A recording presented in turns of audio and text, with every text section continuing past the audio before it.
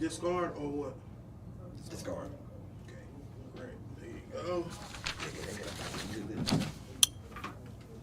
That's gonna be my career. Ain't too simple. I ain't gonna lie to you.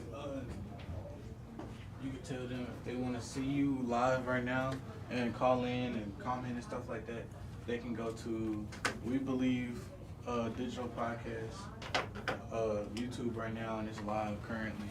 Yeah, right now. Like they can see us. No, they can't see I y'all. was finna say. I'm saying it's just live. This is what's on the screen. This is what they're being shown. Okay. So at all times, like, just look out for this red spot right here to see what's going on. Okay. We Believe. Digital Podcast.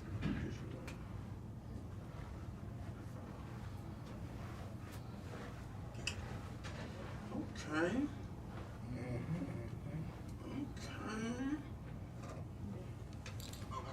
So at all times, like, just look out for this red spot right here to see. Well, We Believe. So they actually can't hear us. They actually can't hear us. Hello? Okay.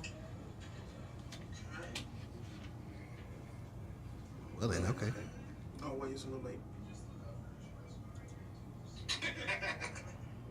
Well,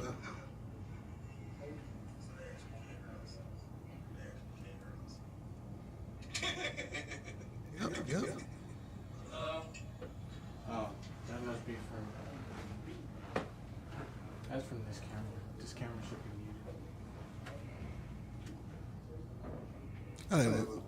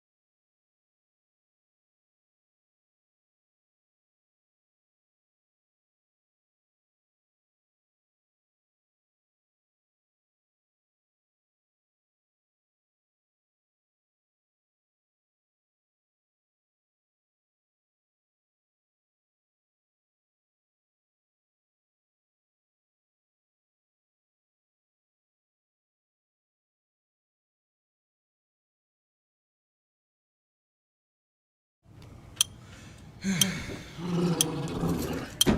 get it.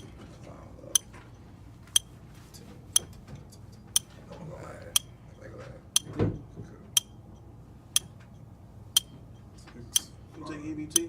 Yeah, we'll take ET. Wow, somebody take it. Right. 5, 4, 3, 2, and 1.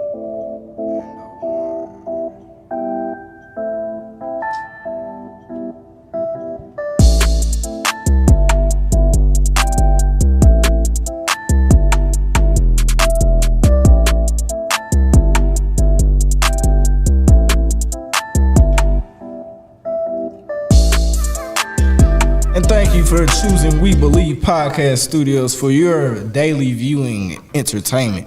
You're back with DJ3 here, and I'm here with very known well rapper Polo Baby and Jay from the Silk. What's up with it, y'all? How y'all feeling today, guys? Feeling good, can't complain. All right, so today, guys, we're going to talk about the music industry. We're going to talk about how the music industry has affected them in their lives and how it has faced the generational wealth and curses for today's generation. So what I want to know right now, y'all tell me about y'all upbringing in Mississippi and how music influenced y'all upbringing. You want to go first? Go first. You can go first. Okay. Well, music-wise in Mississippi, it influenced me a lot. More so on the party side because when I was coming up, we had Hollywood Look, the Mall. Rest in peace. You know, Hollywood Look ain't dead. Hollywood Look is not dead. That's old buddy. That's B King. I'm talking about Mississippi artists.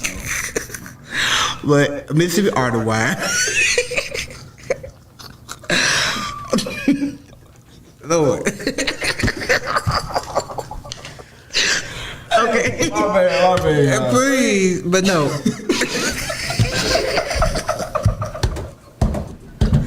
Hey, chill out. I ain't know he wasn't dead. My fault, y'all. I ain't know he wasn't dead. Hey, Hollywood, my fault. Man, what the fuck? No, I ain't gonna lie. My bad. Hollywood Look is alive and working. Big King, rest in peace. Rest in peace. Yeah, we talking about Mississippi rappers. Yeah. But Mississippi rapper that influenced me, Hollywood Look, because he was really the club guy out of Jackson at that time, you know, with Polo in my pen, dancing that, you know, nigga better get that bitches, etc. Who else I grew up on? Lil Mal, aka Meezy. So what influenced you to start music? What influenced me was, I just always wanted to do it. Really, but what really influenced me, like, push myself was just growing up and people telling me that, you know, I couldn't do it or, you know, made fun of me because I want to be a rapper growing up. So who was your musical influence growing up? B King. B King, Soulja Boy, Roscoe Dad, Trevor Porter. And how big was their influence on you in your musical industry life, in your lifestyle? They had a great impact in my music career for the simple fact of growing up, I couldn't listen to certain rappers. Mm-hmm. So, you know, when like all of them came up from Soulja, K-Style, B King, etc., they were made part of music, you know. Some of them was Kid Free, you know, the clean version was, but that's what I grew up listening to. And so, you know, while I started getting older, going to clubs in Mississippi and Jackson, we had, you know, we heard B King, we heard K-Stylist, but we didn't have, like, no full-blown Mississippi twerk artists. Right. So that's where I said I want to step in, you know. So what I want to know, and I feel like what the people want to know, tell us the story behind your first release. Your first release, what's the story behind it? My very first. Okay. So my very first song was called See Like Sick back when I was 16. At that time, I was still trying to find out who I wanted Polo to be. So I was very much into that Roscoe Dad, Freezer Richard Beats type deal back then. So I found one, and my cousin Keyone had a house over off Old Canyon, and we had a little garage, a storeroom. We made our own studio, and from there, you know, we found the beat, and I was doing my first love, who I won't name, And Sure. I mean, we can get a name on the podcast if you want a name. We can hear the names on the podcast. We not. But man. I made this off my first love, and I put it on SoundCloud. Shout out to the first love. And and from then, like, I just asked some of my friends who I knew could sing, and they made a little video to it. Then when I performed it at Callaway, the whole school knew the song word for word. Now, Jay, I know you got this whole album out, so I want to know about your first release. Tell us the story behind your first release. To be honest, my first release was like my people. Two of my classmates had passed away, really, and it's Yeah, how do we look called on it too? Long Live Duke and Cam. That was my. I went to school with them. Basically, doing my first song about them really inspired me to keep going with it. Yeah. So that's what really just played an impact on your musical start. yeah, really, to be honest, yeah. All right, so how do y'all feel about the music industry today? What do y'all feel is wrong with the music industry today? Are you talking about like locally or? Whether it's locally, publicly, dealing with money, or just dealing with the inside? Well, we gonna start with locally. The biggest thing Ain't no support. it ain't no support. Everybody clicked up. It ain't more so like we trying to push everybody in the door. It's more so like we gonna pick this person we gonna push, and we'll worry about everybody else later. Far as industry wise, I mean, I just feel like it's at the time. Like right now, people, there's a lot going on. All the female artists is really the one that's popping right now, and I think the females are showing niggas that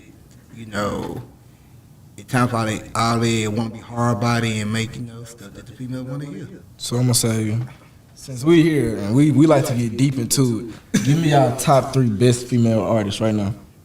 Like famous wise. Whether it's famous or Mississippi female artists.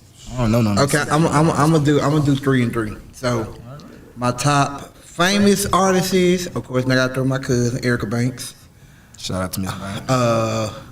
Glorilla, We'll definitely see her in town tonight.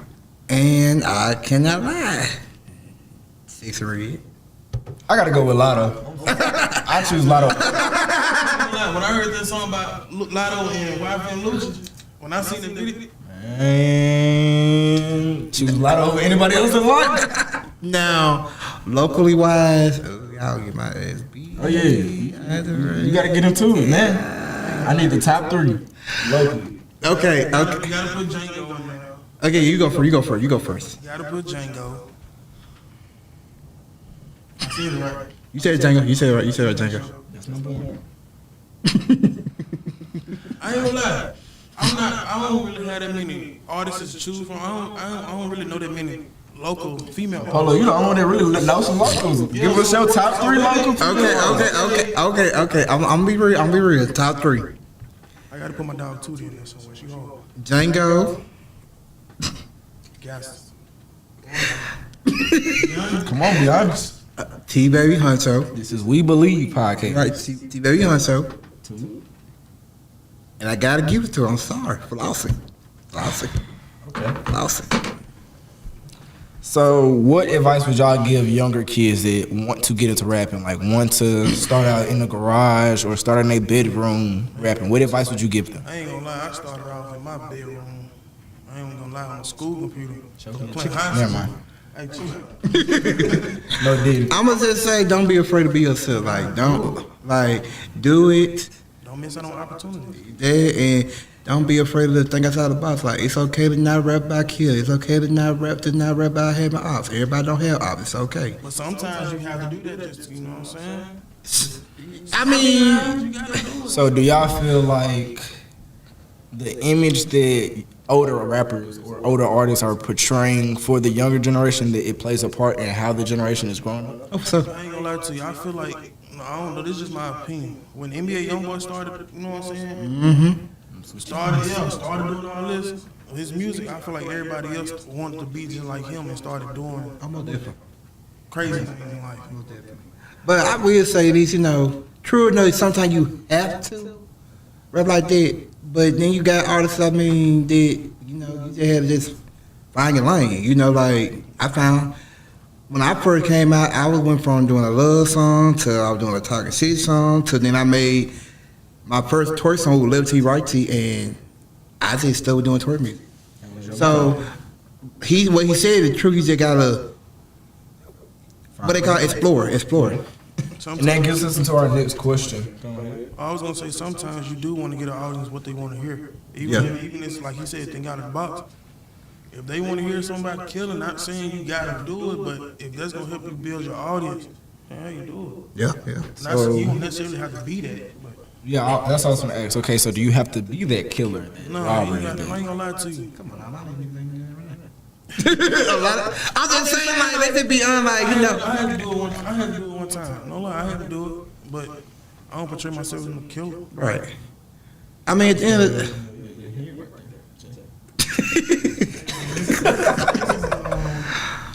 I feel like this. At the end of the day, rapping, music, period, is just like any other thing right now. It's entertainment. Yeah. Do we know anybody here killing? We don't know that, but it's entertainment. So Okay, so what themes do you explore in your music?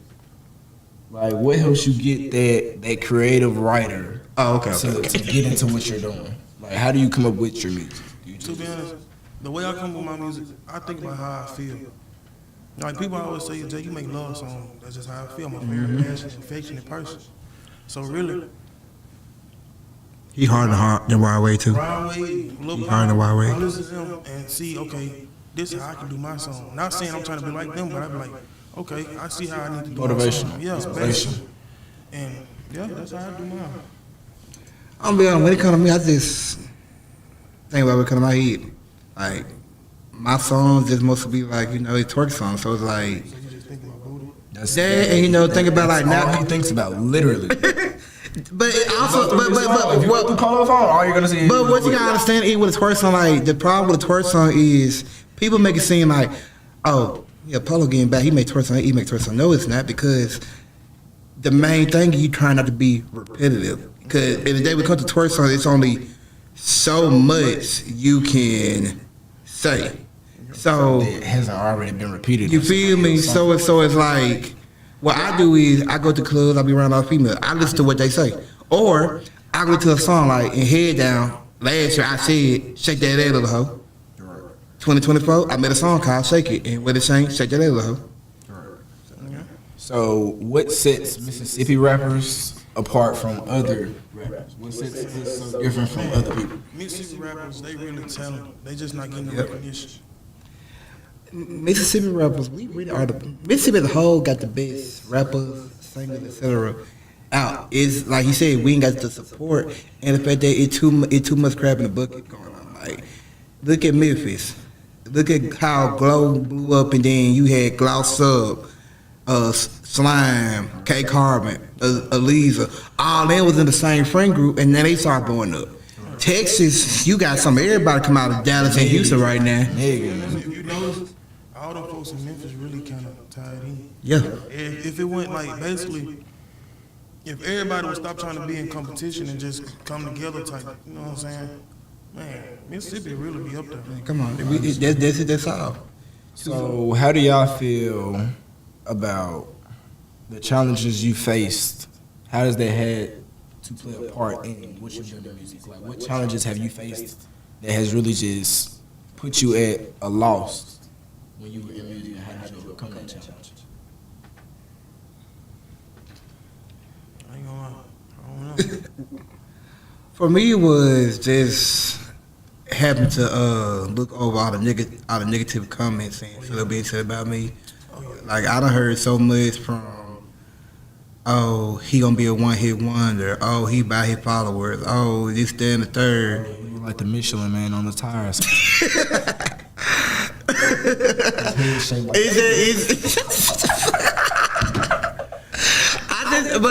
I just heard a lot since I done came up, and it's like, it be too many whys and not congratulations. Like, everybody wanna like, oh, how he do that, instead of being like, Hey, y'all, I promise this is my cousin. Y'all agree? That's why. I ain't gonna lie to you. All right, so now my next question for you guys.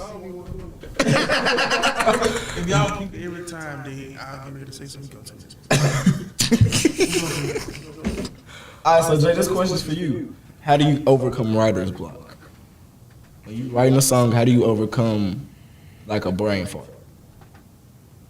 How do you overcome that? I ain't gonna lie. Okay, basically, when I'm doing a song, well, first of all, I'm gonna do it like this. First, I do step by step. Basically, I'm like, okay, my topic, boom. Who I'm thinking about. I ain't gonna lie, most of my songs be about a specific person, but I ain't gonna say no names. I got this one song I done heard. Oh Lord. I feel like you done heard that song because I feel like a local Mississippi artist stole those lyrics from me. Hey, we Who was that song? No. I'm talking about, remember? Yeah.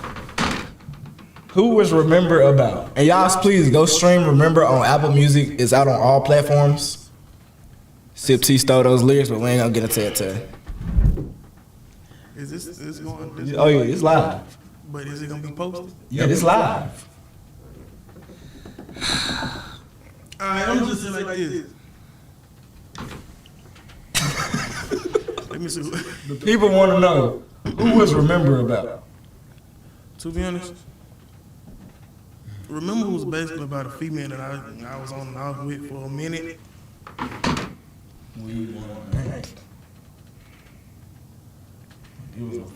know everybody. I'm trying to give a name that ain't nobody really just gonna know. We get deep here at the We Believe Podcast Studio. Okay. Makisha. Okay. That's what I was about.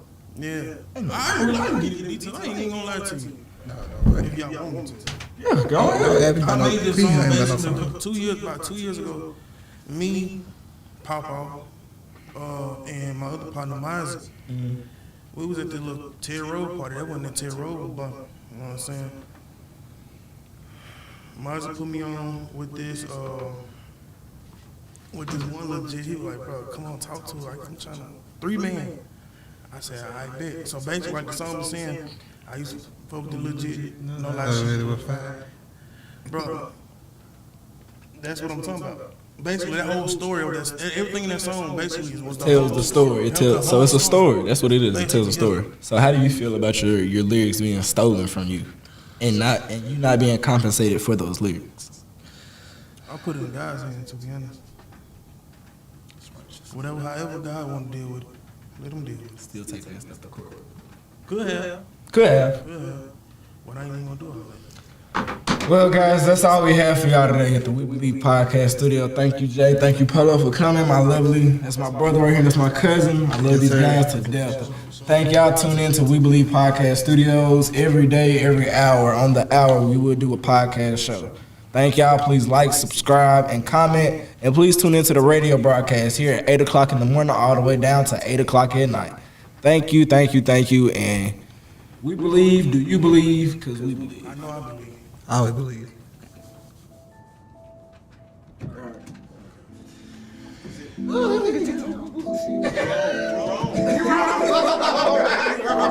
Hey man, I gotta get into it. I gotta find out.